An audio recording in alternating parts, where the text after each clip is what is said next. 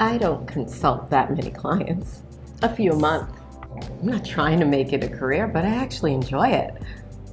I like meeting new people, and I like to consult, so. And you get most of your clients from Jacqueline? Is that her name? Most of them, yeah, Jacqueline, yeah.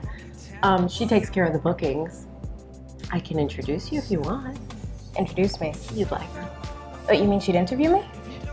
Sure, she'd love to book you. I mean, it's a given. You're smart, hot, funny. That's not the problem. You just have to want to do it.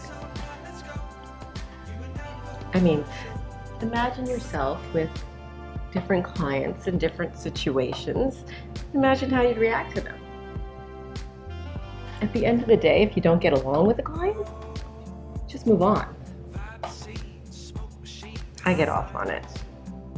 The rush, the attention, knowing he wants me, and then the money. And all you really have to do is listen.